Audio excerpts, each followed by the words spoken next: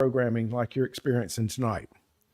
Before we get started, I wanted to let you know about a couple of things that we have coming up on our calendar.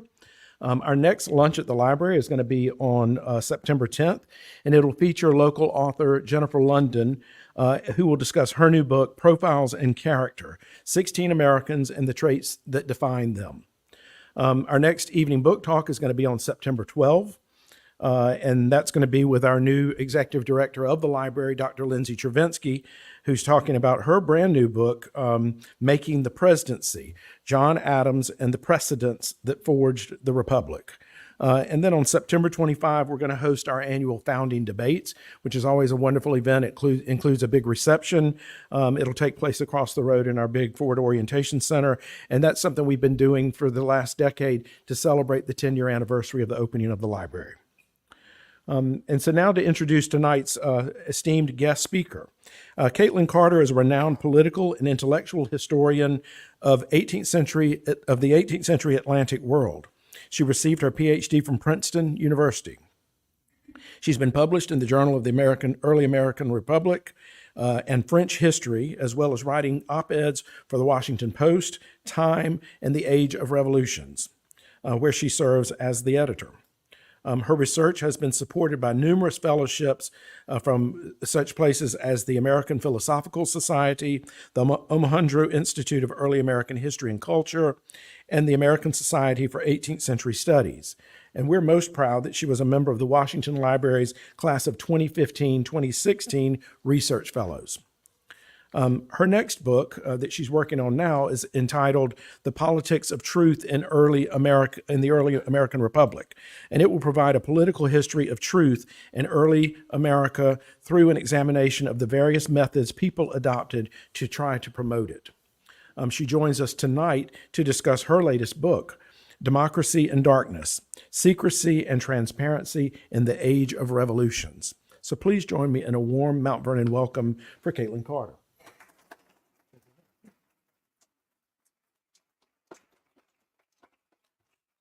Thank you so much, Stephen, for that generous introduction, and thank all of you for being here tonight. I really appreciate it. I'm looking forward to talking a bit about my book and a topic that I think is very important, particularly now, democracy. I'm especially happy to be back here. As Stephen mentioned, I was a fellow here in 2016 doing research in the early stages of this book. So it's great to come back to Mount Vernon and talk about what I found. All right, so what I want to do tonight is give you sort of a quick overview of my book as a whole, and then I'm briefly going to dive into part of the American case study. The book talks about France and the United States. Tonight I'm going to talk mainly about the US. And then I want to wrap up by talking a little bit about some present day implications of my research for our thinking about democracy, and particularly some of the challenges that we're facing today in the US. So as many of you probably know, the masthead of the Washington Post proclaims that democracy dies in darkness, right? But this common belief obscures an odd fact that democracy was actually born in darkness. When prominent men from across the newly independent American states descended on Philadelphia in 1787, no one knew exactly what they were doing here inside the Pennsylvania State House on Chestnut Street in Philadelphia. The members of the Constitutional Convention very consciously decided to keep their meetings to themselves as they hashed out a new political framework for the United States. Now, one morning that summer, a delegate accidentally dropped his copy of his notes outside the chamber, and they were picked up and delivered into the hands of George Washington, who had been recognized as the president of the convention and the famous general. After the deliberations ended that afternoon, Washington reportedly stood up and threw those papers down on the table, declaring, I am sorry to find that some one member of this body has been so neglectful of the secrets of the convention as to drop in the State House a copy of their proceedings. Now, his frustration was reportedly intensified when he, quote, quitted the room with a dignity so severe that every person seemed alarmed. William Pierce, a delegate from Georgia, recounted approaching the table with some anguish after he reached in his own pocket and found his notes were missing. Only when he saw the papers were in another's handwriting and then he discovered his own notes in his pocket back in his room that night did he breathe a sigh of relief. Now, according to him, no one ever was brave enough to claim those dropped papers. So, in my book, I ask why Washington was so concerned with maintaining secrecy and what this can tell us about how he and his colleagues understood the representative process. More importantly, perhaps, I ask what the effect of the framers having met behind closed doors to devise a constitution in the name of the people actually was. Almost all histories of the Constitutional Convention note that it was held behind closed doors, but they haven't fully recognized the significance of this fact. So in my book, I place procedural decisions like this one front and center to argue that we cannot understand how the framers or anyone else at that time understood representative government without examining the way they practiced it in places like the Constitutional Convention and subsequent legislative bodies as well. So, just to give you kind of a brief overview, my book is essentially about the mismatch between how rhetorically central transparency was to the founding of representative democracy, on the one hand, and the prominent use of secrecy in its practical application, okay, on the other.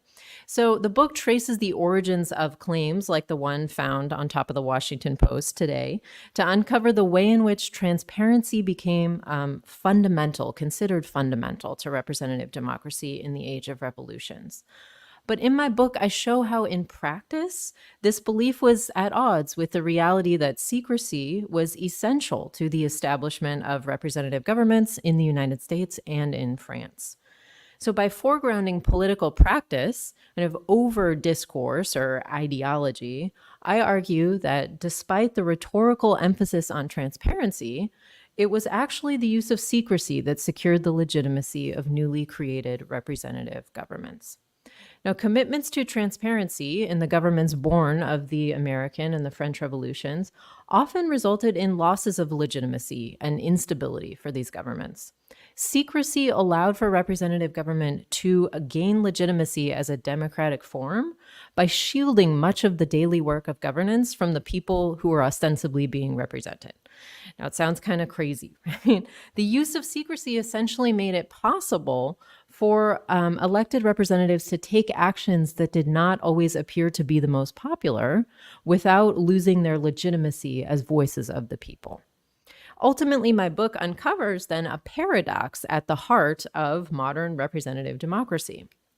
So at its origin, the legitimacy and stability of these governments depended upon a degree of secrecy that was simultaneously being deemed anathema to the very governments that it was helping bolstering. Now, my book takes off from a recent revival in scholarship on the age of revolutions to offer a transatlantic history of political practice, placing decisions that deputies made about the place of transparency and secrecy in government and the debates that those caused front and center. It examines how founders like James Madison, George Washington, and Thomas Jefferson answered a question that we're still asking today. What does it mean to represent the people in government?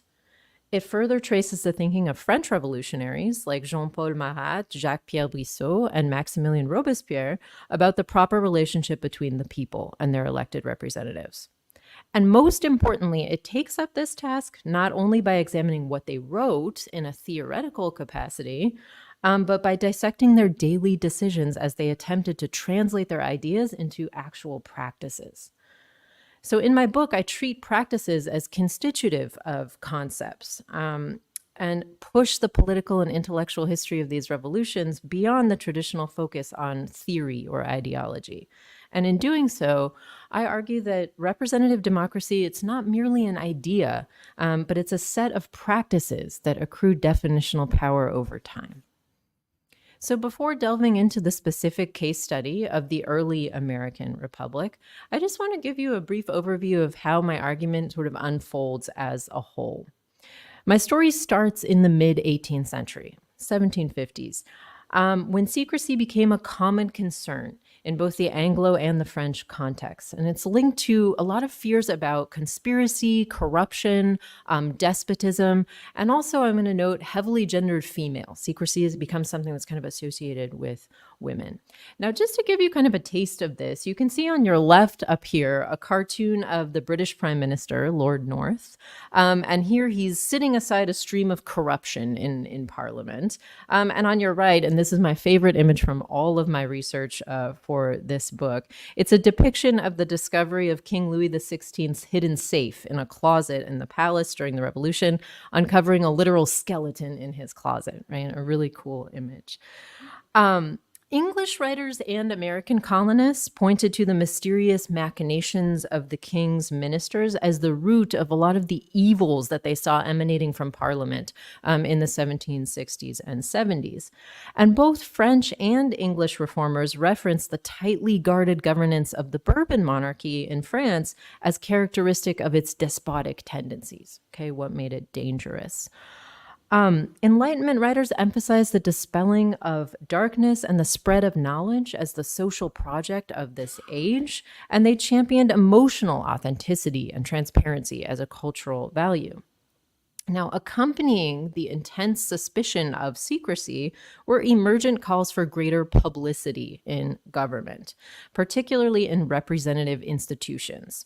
Publicity rather than transparency was the word that people used at the time to connote the opposite of secret. So it really signified openness, accessibility, these kind of values. And to be considered representative, writers in England and in the colonies and in France began to suggest that government needed to be subject to public view, that it could not be done behind closed doors. So after I kind of look at the rise of this sentiment, I turn to the revolutionary moment of the creation of the United States and the outbreak of the revolution in France to explain how determining the balance of secrecy and transparency in these new governments became very central to shaping the type of political representation that got practiced in these places. Moving back and forth across the Atlantic, I analyzed decisions about the use of secrecy in representative institutions to help draw distinctions about the way representative democracy was contested and shaped and cemented in practice. Decisions like the one made by the framers to meet in secret while drafting the Constitution are focal points of my analysis through the book. When compared to the decision of the French Estates General to meet with open doors and an audience in 1789, the significance of these practices becomes all the more apparent. These comparisons can really be highlighted with contrasting images like these, and they allow me to draw distinctions about the way representative democracy was conceived of and practiced in these places. So throughout the book, I trace essentially two types of political representation linked to opposing attitudes about the utility of secrecy in government. Now, the first type is what I call insulated representation. Under this theory, representatives were legitimate because they were elected. Once they were in office, they're meant to determine the best interests of the people without having to reflect public opinion all the time or constantly respond to external pressure. And this vision necessitated a certain degree of secrecy throughout the deliberative process, and this is considered to have a positive value at the time. This ideal is really well reflected in images like this of the Constitutional Convention up here. You can see it's a small room. There aren't a lot of people in there. There's no audience, right? It's an intimate setting. Now, the second vision that I talk about in the book is what I call reflective representation, which required publicity. Publicity was necessary in order to facilitate the reflection of public opinion throughout the political process, even between elections. In this, and this kind of idea was reflected well in this depiction of the French Estates General over here, which really is contrasting with the Constitutional Convention. You can see they have large audiences up in benches above them. They even have women on the floor of the chamber as they're debating, and the deputies are not even necessarily separated from the public who are there watching them conduct their business. So, my analysis in the book is really driven forward by moments at which the government's use of secrecy became very central to debates about the nature of political representation and what type of representation people wanted to have in their new polities. Now, I want to turn to one of these moments in early America just to give you a sense of how I reached my conclusions about the way in which secrecy was central to defining the meaning of representative democracy and securing its legitimacy. Okay, so I thought I would highlight one of the moments I examine in my book, which is the Constitutional Convention. Okay, which met here in a hot and at the time very poorly lit room in Philadelphia over the summer of 1787. Now, when they convened there, the men quickly vowed to keep their deliberations strictly amongst themselves. Now, precedent was certainly one reason why they might have done this. Meeting in secret was not uncommon for a legislative body in the 18th century. So both the Continental and the Confederation Congresses worked behind closed doors. Only 4 state constitutions at the time had any requirements for public meetings or publishing legislative journals. And even the House of Commons back in England had only recently and very begrudgingly and reluctantly started allowing reporters to come in and report their deliberations. But attitudes about public access were changing at the time. There were 2 provisions that would be included in the Constitution that would address the public reporting of government activity. One requiring the periodic publication of congressional journals, and the other the publication of accounts of the government. Now, this suggests a sense among those people who are in this room that a certain degree of publicity would be necessary in the government that they were setting up.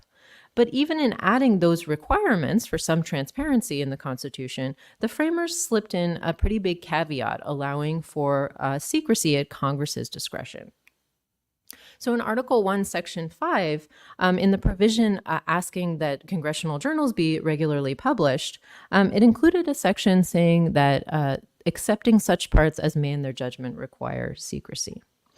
Okay, so despite a seeming awareness about changing attitudes about the propriety of officials meeting in secret and adding provisions for publicity in the Constitution, the deputies unanimously decided to close their doors at the convention and to establish a very broad provision allowing for congressional secrecy in the framework that they produced there. Now, critics of the Constitution seized upon the secrecy of the convention as a central critique during the ratification debates. Opponents began to question whether the use of secrecy was ever legitimate in the process of political deliberation in a representative government. And for many, the answer was no, it was not ever okay. Now, the political expediency of them focusing on secrecy as a way to generate suspicion in the Constitution can't be underestimated, right? I was just talking about how publicity was a cultural value at the time, and secrecy had been characteristic of a lot of alleged conspiracies and corruption in England. But these critiques often did more than point to secrecy as just suspicious. They actually articulated a rival political vision in which secrecy was entirely incompatible with representative government. Now, many anti-federalists, as opponents of the Constitution were called, considered secrecy to be entirely illegitimate in a representative republic because of how they defined political representation as a mirror or a microcosm of society, that conception that I was calling reflective representation.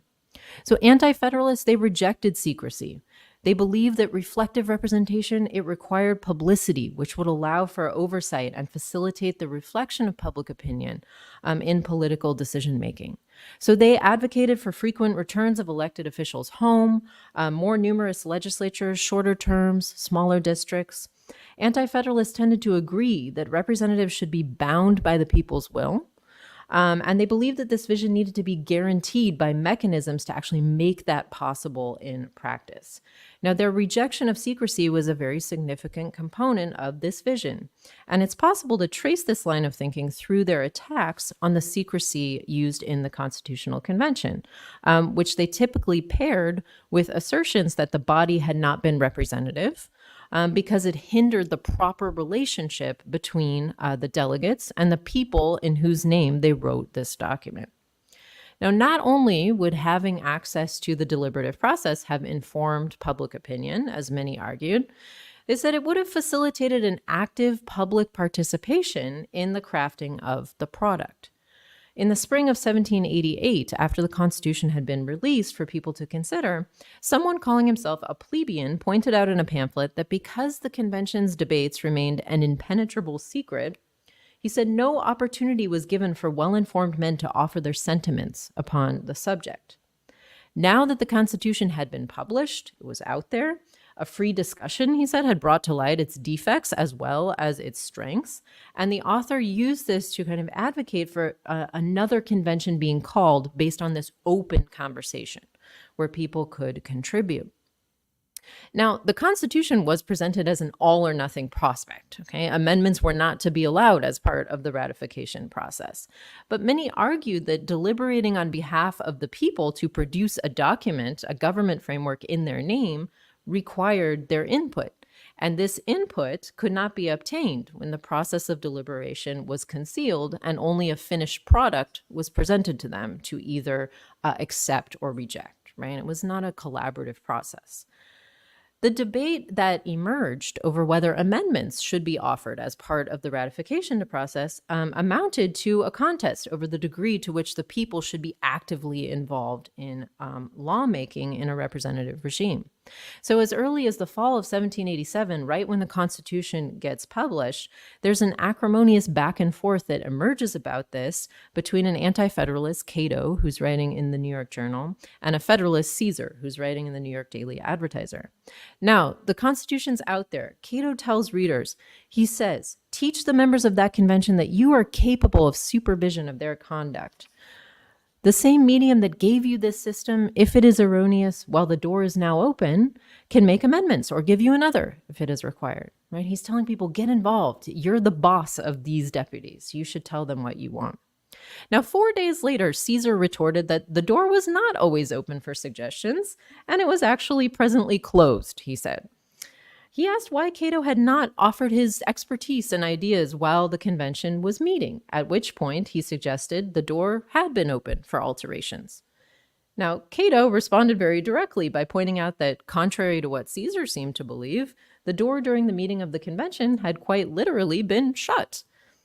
He said, the convention, too, when in session, shut their doors to the observations of the community, and their members were under an obligation of secrecy, as if nothing transpired, right? To have suggested remarks on unknown and anticipated principles would have been like a man groping in the dark and folly in the extreme. Now, the Federalists, or advocates of the Constitution, they defended secrecy's utility in the framing. The state, but on the other hand, the state ratifying conventions, as they met to consider this document, almost all met with open doors.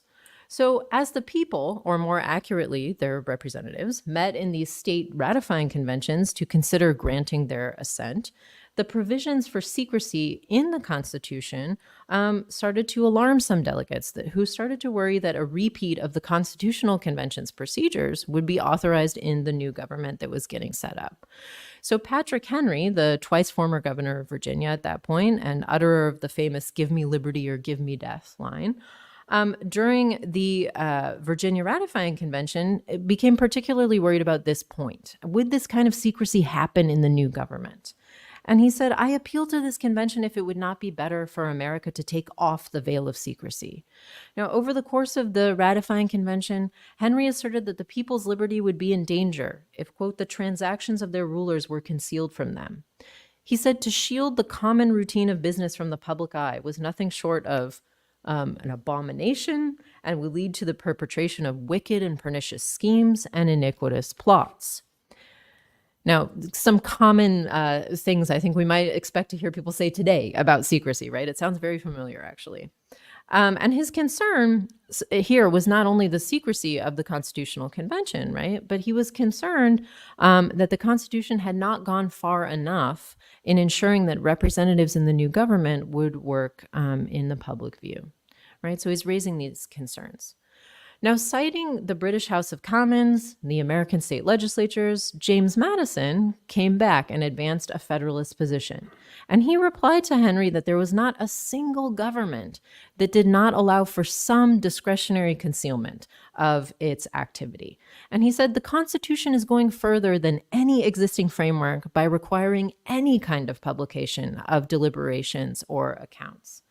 And beyond this, he suggested that secrecy could not pose a problem in a representative government, noting that there can be no real danger as long as the government is constructed on such principles. Okay, again, something we might say, whoa, you've got that a little bit wrong, right? Or maybe you're a little bit optimistic there. Now, this resonated with the reasons that he had articulated earlier in the summer as they were writing the Constitution for why the convention was meeting in secret. In a letter that he wrote to Thomas Jefferson, who was missing out on the convention over in Paris, explaining the reasons for keeping their meetings closed, Madison said that it was thought expedient in order to secure unbiased discussion within doors and to prevent misconceptions and misconstructions without, to establish some rules of caution, which will, for no short time, restrain even a confidential communication of our proceedings. So in this articulation here that Madison gave of the ideal relationship between elected officials and the public, representatives could not perform their duty without the necessary insulation provided by secrecy during their deliberations. Now, we should remember that at the time, right, secrecy was not just defensive, right? It actually had a positive value, and framers like Madison are going out making a positive case for it as useful in the type of government they're aiming to set up. Now, to highlight this point, I often ask my students, if there was a constitutional convention held today to write a new constitution, and every aspect of it was streamed on cable news and, debated on social media throughout the process, do we think we could reach a conclusion or produce a constitution? Most of my students say there's no way, right? We could never actually get anything done. Now, Madison certainly thought this would have been the case even back in 1787, before all of this technology. Decades after the original convention, he noted that without secrecy, no framework would have been agreed upon. So in short, Madison thought that without meeting in secret, there would have been no constitution. They couldn't have actually produced it. Now, I think it's worth kind of pausing for a moment to consider the extent to which he might have been right about that and the effect of the deliberations being secret, both at the time and since then. In the immediate aftermath of the convention, the fact that what had happened inside was not widely known did allow for malleability, to put it maybe kindly, in addressing the intentions behind and the implications of some of the provisions in the Constitution. There are a lot of examples of this, but maybe the most consequential was about the institution of slavery, right? So because it was not clear how the clauses related to this institution were actually crafted, both pro and anti-slavery delegates could go back to their states and report that they had done everything that was possible within the constraints that they faced to either protect the institution or to lay the foundation for its eventual elimination, right? So they could kind of sell it both ways depending on where they were. And it was hard for people to know because no one knew what was actually said as they hashed out these clauses. Now, the secrecy of the deliberations allows debates about the role of slavery in the American Republic to endure to this day, where it continues to play out in op-eds and in scholarship. So the uncertainty that stems from the fundamentally obscure origins of something like the Three-Fifths Clause, among other provisions, continues to enable lots of different interpretations of what that clause meant or why it was put in there. So some historians, notably David Waldstreicher, right, they've interpreted the use of secrecy as a way the framers attempted to kind of absolve themselves of guilt or hide embarrassment at allowing for slavery in the document. Others, like Sean Wilentz, have suggested that the secrecy surrounding the convention's deliberations actually sort of obscures the concessions that were exacted from Southern delegates in a deliberate attempt to prevent defining people as property in the Constitution. Now, because the origins of the wording were for so long under wraps, and even now they can only be pieced together with the very limited sources we have from that meeting, it remains hard to definitively settle the fundamental question of something like slavery in the Constitution. Okay, so the effects of the meetings being held in secret, both at the time and since, are really profound. Now, I want to quickly turn from the effects for a moment, just back to those motivations behind that commitment to meeting in secret. Now, Madison, he came to the convention with concerns about what he called an excess of democracy in the state legislatures. And this is because there had often been debt relief measures, paper money that was being issued in response to popular pressure. And here it's important to note that for the framers, democracy meant direct participation by the population in political decision making. So it often called to mind places like ancient Greece. It was considered often dangerous, unstable, and generally impossible to implement in modern society, even in the 18th century. Now, for Madison, as for many others in Philadelphia that summer of 1787, democracy was not necessarily a solution to the problems they were facing. It was a problem that they were trying to wrap their heads around. Whether Madison fundamentally distrusted democracy or not, it's unquestionable that he aimed to stabilize political representation as a durable form of Republican government. And as he outlined in the Federalist Papers, Madison explicitly stated that a republic could avoid some of the pitfalls of democracy by refining public views through representative institutions. He also argued that an extended republic, right, a bigger republic, could endure where others had failed by enlarging the political sphere to get the election of what he called fit characters who would have enough distance from popular pressure and factional interest to make sound decisions on behalf of the entire nation. This is kind of core to his vision. And shielding the details of political deliberation from public view, along with increasing the size and number of electoral districts, aligned with this vision of political representation and what it could become.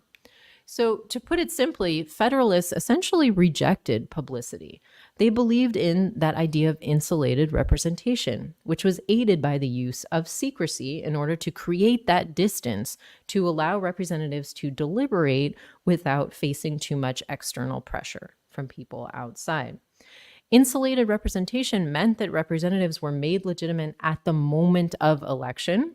And after that, they were meant to determine the best interests of the people without having to bend to external influence. So secrecy for them became another crucial way to create that distance and allow for legislative decision-making without ongoing pressure from the unelected public. Now, Madison is a very interesting figure to follow in this story because a few years after the convention, he appears to have changed his mind about all of this. And some scholars have argued even about democracy itself. Now, essentially, he kind of shifted from this Federalist understanding of insulated representation to a more anti-Federalist understanding of reflective representation.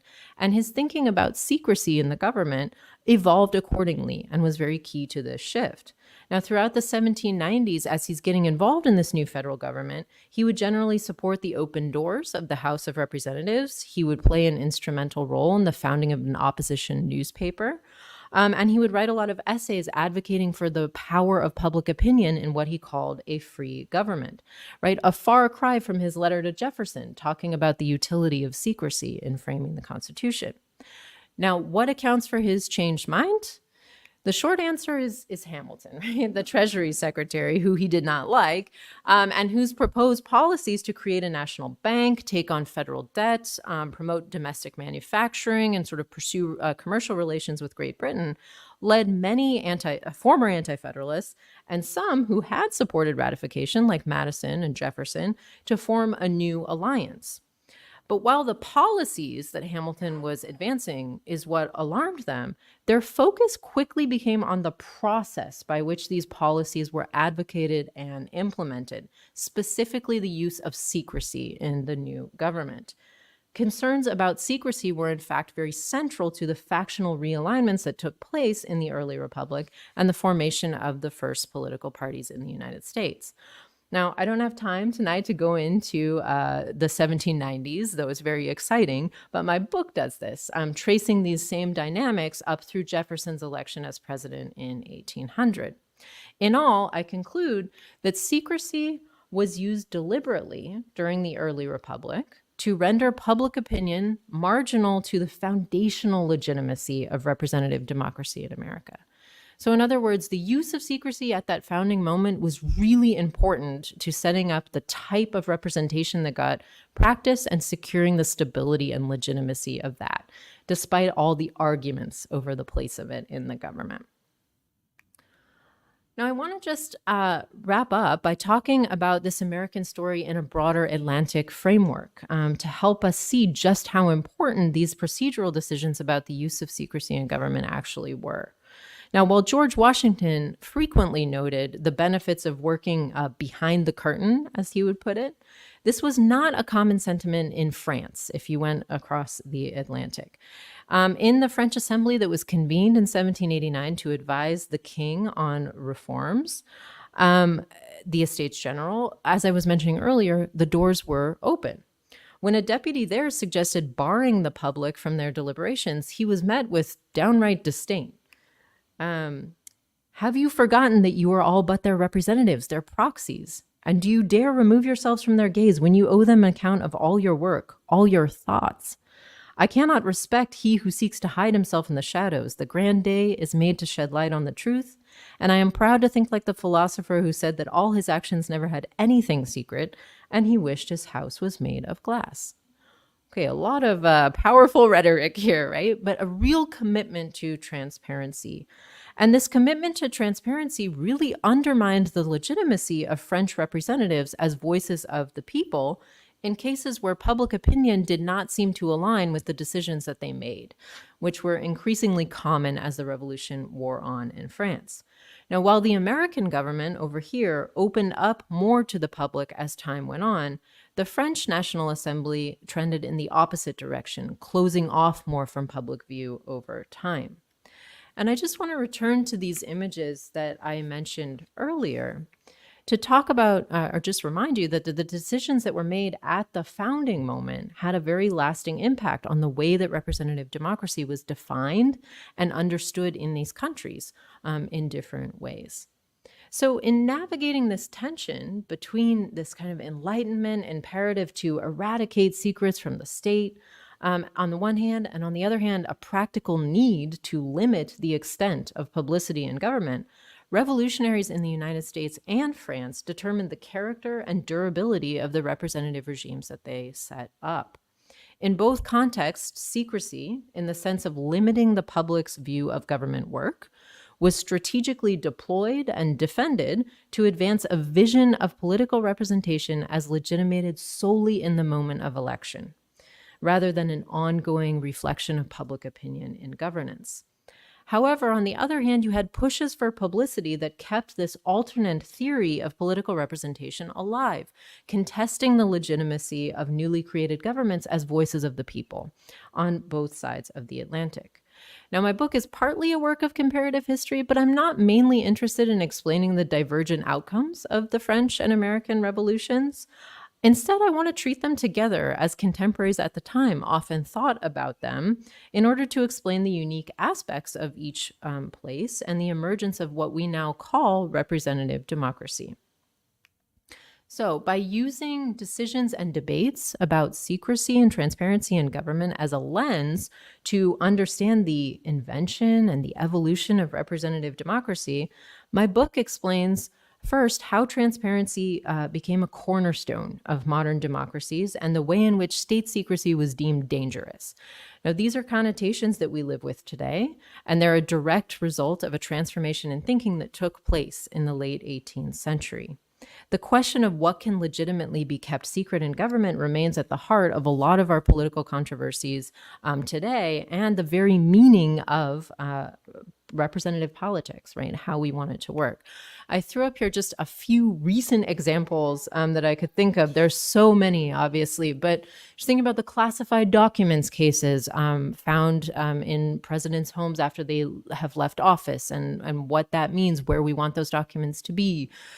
Leaking of Supreme Court decisions before they are published, right? And questions that raised about that the court as an institution. Obviously, Hillary Clinton's emails, organizations like WikiLeaks that go out and say they're devoted to promoting transparency and kind of the questionable motives there and the complications.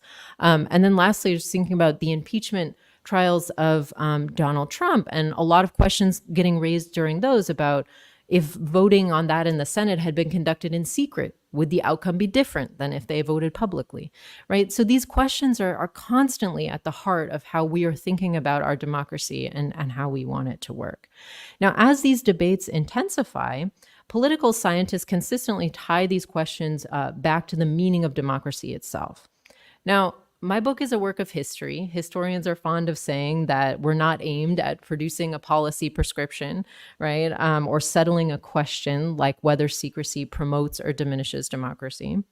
But I do seek to explain how, why, and with what effect the question of state secrecy got linked to the meaning of representative democracy in the first place, right? So attitudes about state secrecy, about transparency, like understandings of representative democracy, they're not ahistorical. They've changed over time. They emerge and change at different contexts over time.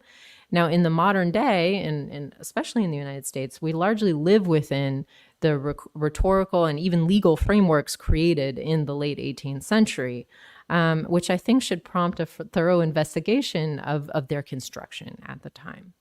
Now, understanding the way debates over secrecy and transparency played out at the foundation of modern representative democracy, I think is very essential to clarifying the stakes of these questions today. So thank you so much again for coming and listening to me talk about my book. I'm really eager to hear your questions, and I appreciate your time so much.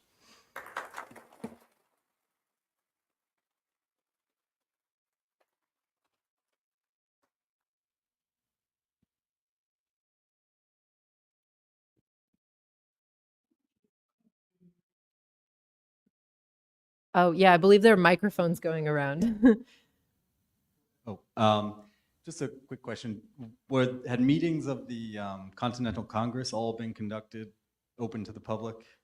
No, definitely not. So they were conducted all behind closed doors. And it's interesting because at the time the revolution is breaking out, a lot of states, as they're writing their constitutions, start to open up their legislative assemblies and include provisions for that. But the Continental Congress does not. And they meet in secret. And a lot of that has to do with being in wartime, right? That's kind of a central thing. But they do start to face criticisms for that throughout the war. And they have to start articulating more firm reasons for why they're doing that as they become a more entrenched institution. So those debates are happening already then, but they are meeting in secret through the war and even after the war into the 1780s.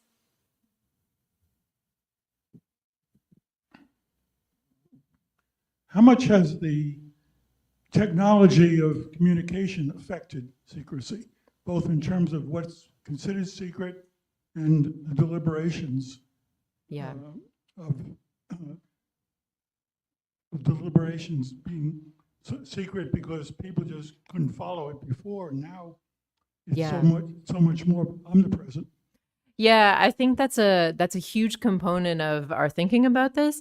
I like to ask my students, what do you think James Madison would think about Twitter or something like that?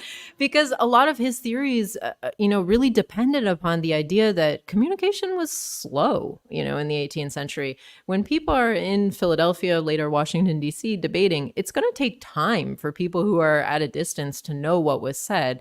And there's also limitations because, they're reading newspapers, there's limited print columns. Right. Today, it's possible to turn on C-SPAN and see what's going on. So I think that has a huge impact on, the way that politics is conducted, this constant awareness of being watched. On the one hand, but on the other hand, it creates new areas for secrecy, right? As soon as if you see C-SPAN, often it's like an empty floor and someone talking with their, visual aids. So it pushes some meaningful activity off the floor into other spaces that are then private. So it's interesting. The new technology sort of opens up new possibilities for transparency, new pressures for transparency, but it can often make that a little more artificial and create new areas for secrecy also. So I think it's really complicated, actually, the effect of transparency on our political deliberations and these questions of what's transparent and what's not. And sometimes, like something like WikiLeaks or something, transparency can also be a form of concealing because you dump so much right out there that people can't make sense of it, and it's a way of hiding things. So it's very complicated. It's not necessarily, you know, one or the other. It's a kind of complicated continuum, I think. But that's a great question. Thank you.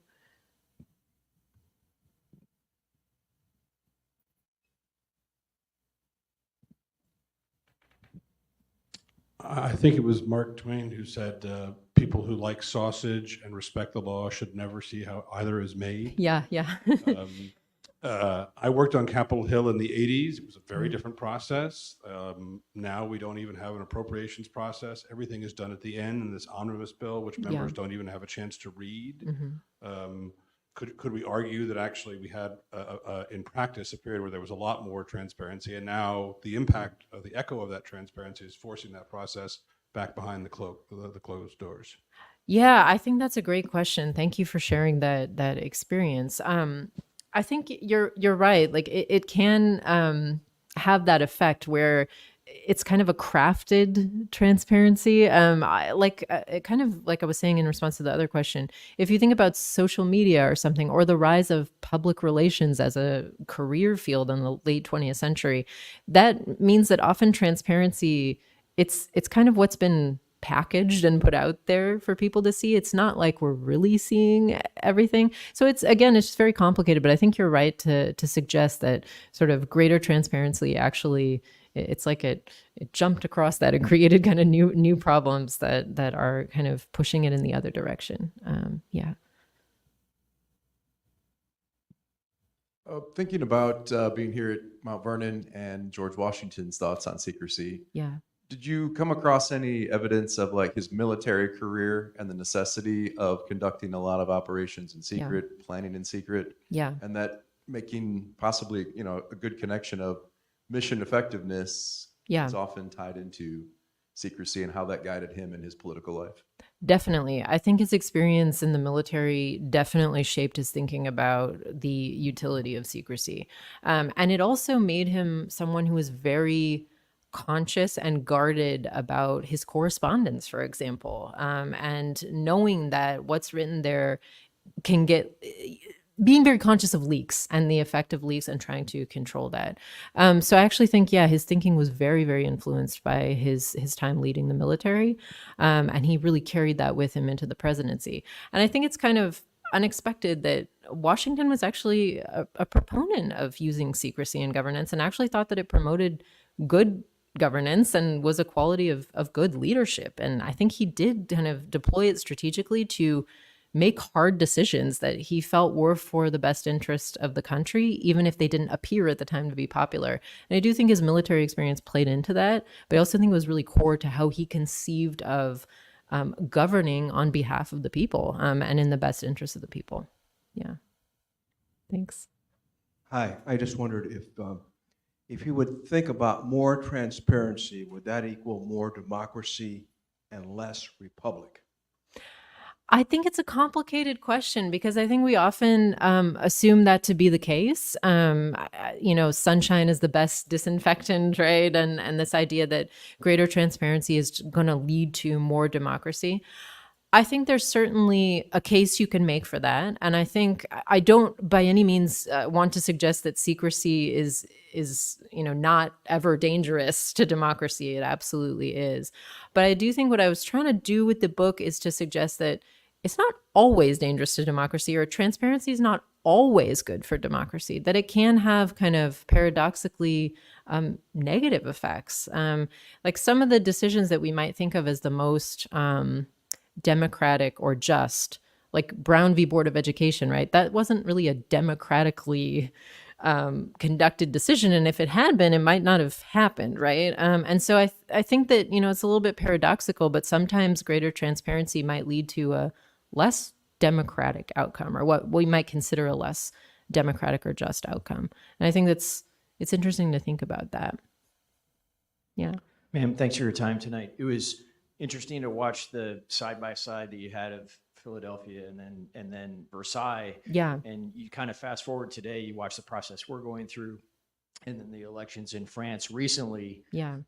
It was interesting in the fact that it felt very French, and it kind of seemed like they were similar from, the past centuries.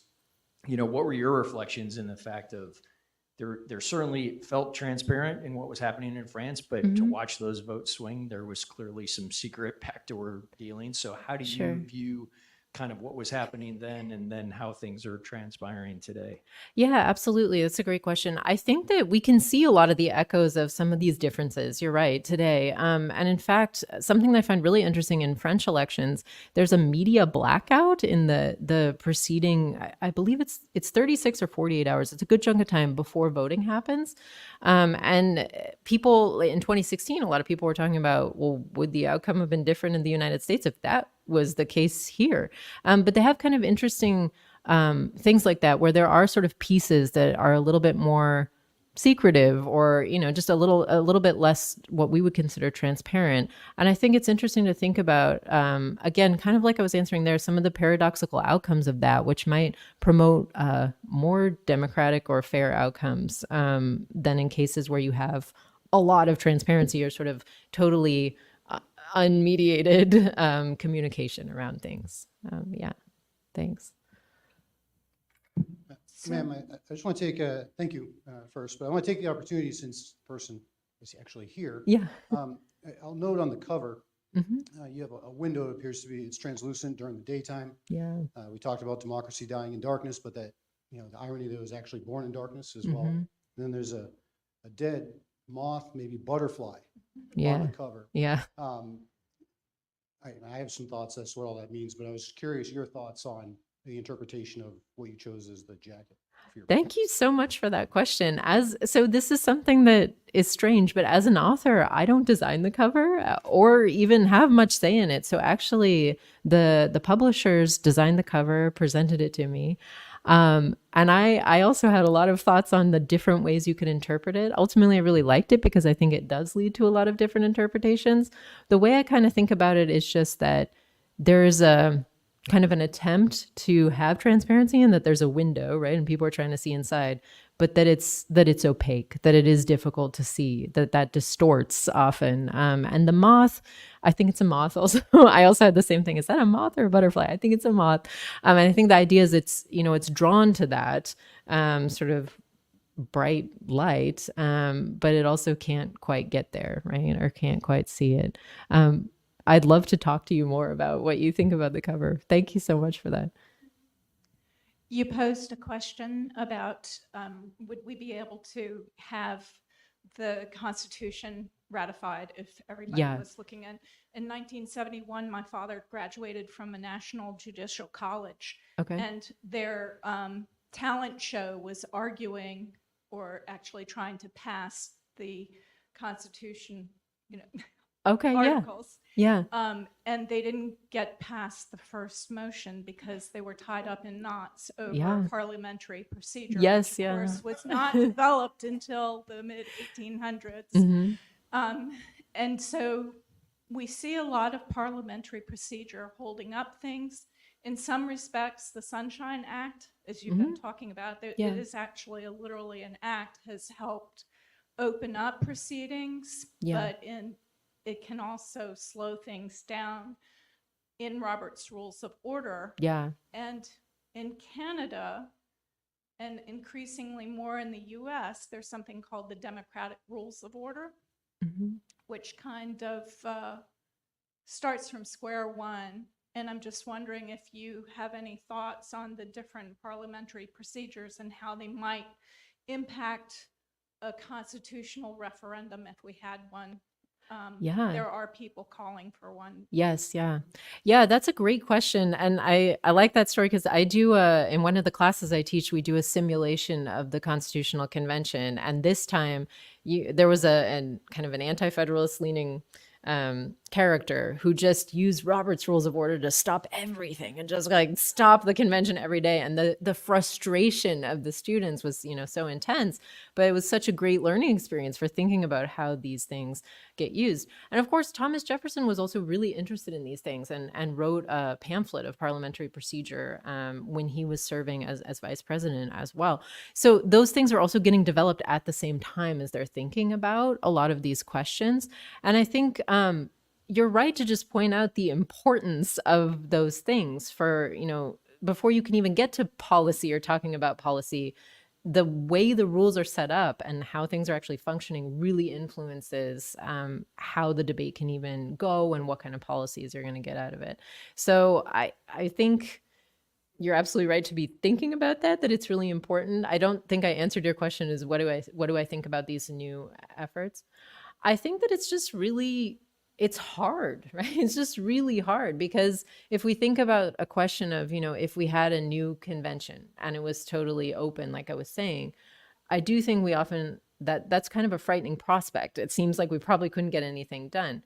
At the same time, if it was entirely closed off, I don't think we'd feel very good about that either. And so it's really hard, I think, to strike a balance or figure out how to actually run things in a way that's fair and efficient, to actually get things done. So I don't have a great answer to that. I just think it's really challenging. Yeah. Yes, I wonder if you could venture an opinion on whether it would be meaningful to try to construct a kind of a framework for what's optimal, opaque versus transparent. Yeah. Given that, there are domains that are clearly people don't propose that there be transparency, such as on criminal juries, for example. Yeah. Or certain kinds, the military process that the other gentleman mentioned. And I wonder if we could imagine a framework where you look at different attributes and kind of posit a theoretical framework for all this. Do you think that could be done, or would that make sense? Yeah, I think that's a good point. Maybe it could be done. Again, I think it would be really challenging. And I think something I look at in the book is how they're trying to draw those distinctions even at the time in the 18th century as they're setting up the government. And it's even at that time that secrecy becomes something that is deemed legitimate in the realm of military affairs or even in foreign affairs, though that is really contentious at the time. So a lot of people argue that, well, secrecy is completely essential to diplomacy. But then you have others who are coming and saying, no, not in a republic, actually, that we shouldn't have diplomacy that's conducted in secret if it's done by a government that's supposed to be representing us. It should actually be open. And so that becomes something that's really fraught. And it's hard to reach a consensus about that. So I think that would be possible. And I think functionally we do that, right? There are certain realms where we accept secrecy more than in others. But it's constantly a process of negotiation and rethinking that, if we're okay with that or if we want to reevaluate it. Yeah. Mm-hmm. Time for one more. Thank you. So I recall at the beginning you had mentioned that secrecy was often associated with women. Did I hear that correctly? Yes. Could you elaborate on that a bit more? Yeah. So in the 18th century, in France and in the English context, as people are getting really suspicious of secrets and the role secrecy is playing in the government, it becomes very associated with court culture. And that becomes this idea is that that's a place where women wield a lot of influence, and it's all in the shadows, right? It's all unofficial. It's all through this kind of like power that they have over men in these unofficial capacities. And so secrecy becomes this sort of, just kind of associated with women acting in a setting that they are deemed, should not be acting in that setting, right? And so transparency and authenticity become these kind of male virtues in a Republican kind of society, that everything's out there. There's no secret influence. But it's really interesting. We'll do one more. There's a lady back in the back corner that wanted one more. Thank you. I think maybe the gentleman who spoke about Capitol Hill in the 1980s was kind of alluding to this, but I was thinking, and maybe you'll take us back to the place where you referenced slavery, if any of the framers could have thought about this problem in terms of special interest groups and pressure from special interests. And if you could just speak a little bit more about what they imagined and if they foresaw anything like what we actually have today. Yeah, absolutely. I don't know that they could have foreseen the way it is today, but they definitely are thinking about special interests. The way they would think about that is factional interests. And Madison, in fact, talks a lot about how if the meeting had been done in open, everyone would immediately assume that the factional interests of Philadelphia had basically run the meeting and just kind of dictated what they were doing. So that's kind of a common Federalist line, is that if meetings are done in the open, it would allow for factional interests to bring pressure to bear on the process. It's kind of counterintuitive because I think we tend to think of it the opposite way, that if it's closed, it's more likely that special interests are dictating things. But often what I saw in reading the sources in the 18th century is the opposite, that there's a thinking that if it's open, then there's going to be this assumption that special interests are exerting this pressure. Whereas if it's closed, it's kind of more, the idea is that it's more pure or sealed off from those kind of pressures. A big round of applause for Dr. Carter.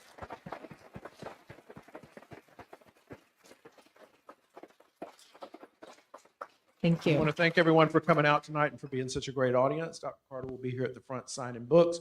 We've got lots of copies out in the hallway for sale. Thank you all for being here. Thank you so much.